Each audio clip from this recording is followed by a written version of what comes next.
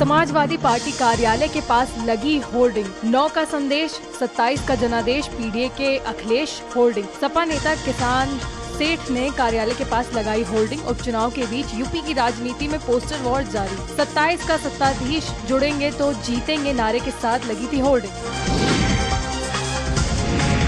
उपचुनाव के आगमन से पहले शुरू हुई सियासी दांवपेच, समाजवादियों ने उड़ाई जमघट में पीडीए वाली पतंगों पर अखिलेश यादव और राहुल गांधी की तस्वीरें। 27 का सत्ताधीश वाली पतंग भी आसमान में दिखी। सपाइयों ने जुड़ेंगे तो जीतेंगे का नारा लिखकर उड़ाई पतंग।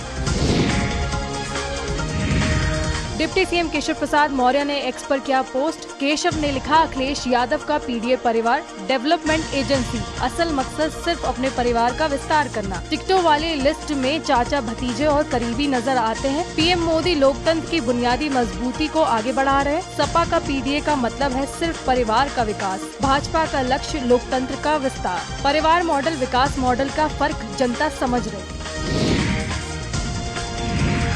बीजेपी के बटेंगे तो कटेंगे नारे पर बोले अखिलेश यादव, उनका नकारात्मक नारा उनकी निराशा नाकामी का प्रतीक। नारे ने साबित कर दिया है उनके 10% मतदाता बचे। अखिलेश यादव ने अपने पोस्ट में लिखा, बीजेपी के बचे मतदाता भी खिसकने की कगार पे हैं, इसलिए ये उनको डरा कर एक करने की कोशिश में लगे हैं। आदर्श राज्य की कल्पना में अभय आधार भय नहीं। ये सच है कि भयभीत ही भय बेचता है, क्योंकि जिसके पास जो होगा वो वही बेचेगा।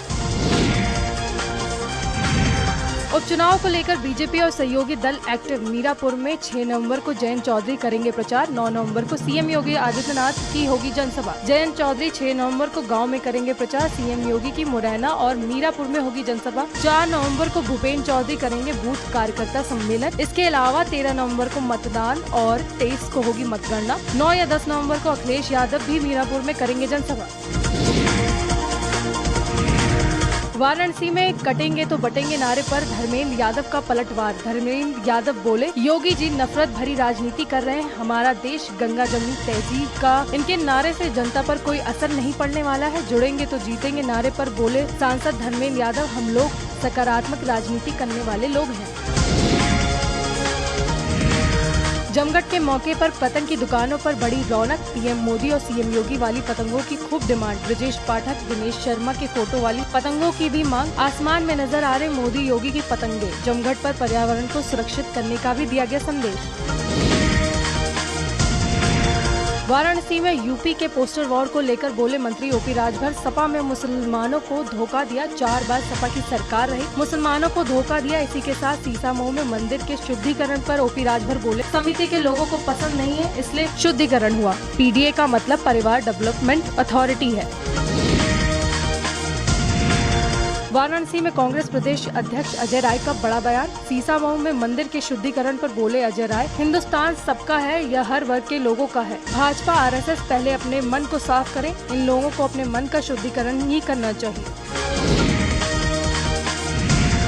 यूपी में महोबा के एक परिवार ने बनाया नया कीर्तिमान। एक परिवार ने नौकरशाही में नया कीर्तिमान बनाया। आइए संवर्ग में ऐसे उदाहरण कम ही मिलेंगे। गया प्रसाद तिवारी के 2 बेटे मुख्य सचिव रह चुके हैं। अब बहू अलका तिवारी झारखंड में मुख्य सचिव नियुक्त की गई हैं। इससे पहले राजेंद्र कुमार तिवारी यूपी में मुख्य सचिव रहे हैं। उनके भाई देवेंद्र कुमार तिवारी झारखंड में मुख्य सचिव रह चुके हैं। सीसामऊ विधानसभा में बूथ अध्यक्षों का सम्मेलन। डिप्टी सीएम ब्रजेश पाठक सम्मेलन में हुए शामिल। यहां डिप्टी सीएम ब्रजेश पाठक ने अखिलेश यादव पर साधा निशाना। बोले, सपा के डीएनए में है लूट और अराजकता। सपा गुंडे और बदमाश को देती है संरक्षण। आप राज्यसभा सांसद संजय सिंह ने किया पोस्ट कर बीजेपी पर साधा निशाना। संजय सिंह ने कहा, मैं कहता हूं बीजेपी पूर्वांचलियों से नफरत करती है। जीके में बीजेपी पार्षद ने छठ घाट को तोड़ा था। बीजेपी वाले डीडीए के माध्यम से छठ घाट को रोक रहे हैं। छठ घाट से खिलवाड़ किया तो अंजाम बुरा होगा। कानपुर में नसीम सोलंकी का शिवलिंग पूजन करने का मामला। नसीम पर फतवा और अब मंदिर को गंगा जल से धोया। कानपुर के सीसामऊ से नया वीडियो हो रहा वायरल। जिस मंदिर में नसीम गई थी उस मंदिर को गंगा जल से धो दिया गया। सपा प्रत्याशी नसीम सोलंकी है इरफान सोलंकी की पत्नी। नसीम के मंदिर में जलाभिषेक के बाद मंदिर का हुआ शुद्धिकरण। केंद्रीय रक्षा मंत्री राजनाथ सिंह का बड़ा बयान। पहले बहुत आतंकवादी वारदातें होती थी, पहले की तुलना में अब ये वारदातें कम हुई हैं। हमारे सुरक्षा बल पूरी तरह से सजग है। ऐसी परिस्थितियां जम्मू कश्मीर में पैदा होंगी कि फिर आतंकवादी वारदातें समाप्त हो जाएंगी। जम्मू कश्मीर में तेजी से विकास हो रहा है। जो भी घटनाएं हुई वो निश्चित रूप से दुर्भाग्यपूर्ण है। घटनाओं में जवाब दिया जा रहा है। बहुत सारे आतंकी मारे गए। कानपुर के मंदिर में पूजा से उठे विवाद पर बोले सपा प्रत्याशी नसीम सोलंकी, मैं सभी धर्मों का सम्मान करती हूँ। समर्थकों के कहने पर मंदिर गई थी। मैं गुरुद्वारे भी गई, चर्च भी जाऊंगी। बता दें कि दीपावली पर दिया जलाने के लिए नसीम सोलंकी गई थी मंदिर। फतेहपुर में पत्रकार दिलीप सैनी की हत्याकांड मामले से जुड़ी खबर। पुलिस ने 5 अभियुक्तों को किया गिरफ्तार। अभियुक्तों के पास से आला कत्ल भी बरामद। आरोपियों में एक लेखपाल को भी पकड़ा गया। मुख्य आरोपी अभी भी पुलिस की गिरफ्त से दूर। आरोपियों के खिलाफ गैंगस्टर की कार्रवाई की तैयारी। वाराणसी के IIT BHU में छात्रा से गैंगरेप की घटना को 1 साल पूरे। 1 साल बाद भी छात्रा को इंसाफ का इंतजार। मामले में 2 मुख्य आरोपी जमानत पर आ चुके हैं बाहर। सरकारी वकील के लचर पैरवी से SC से मिली थी जमानत। तीसरा आरोपी सक्षम पटेल अभी भी सलाखों के पीछे। पीड़िता के गवाहों के बयान अभी तक नहीं हुए दर्ज। हाई प्रोफाइल केस रहने के बावजूद पीड़िता को इंसाफ का इंतजार।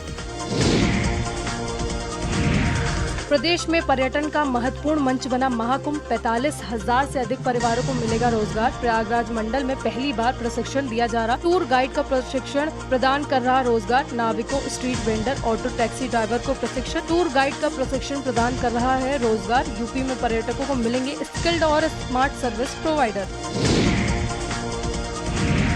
लखनऊ के कई इलाकों में डोर टू डोर कूड़ा कलेक्शन नहीं। नगर निगम से जुड़ी कार्यदायी संस्था LSA का बड़ा खेल। करोड़ों का टेंडर लेने के बावजूद कलेक्शन में लापरवाही। निजी सफाई कर्मी घरों से कूड़ा लेकर सड़क पर फेंक रहे। जहां कूड़ा उठा भी रहे वहां खाली प्लॉट में डंप किया जा रहा। विरोध के बाद 5 जोन का कूड़ा कलेक्शन का काम मिला।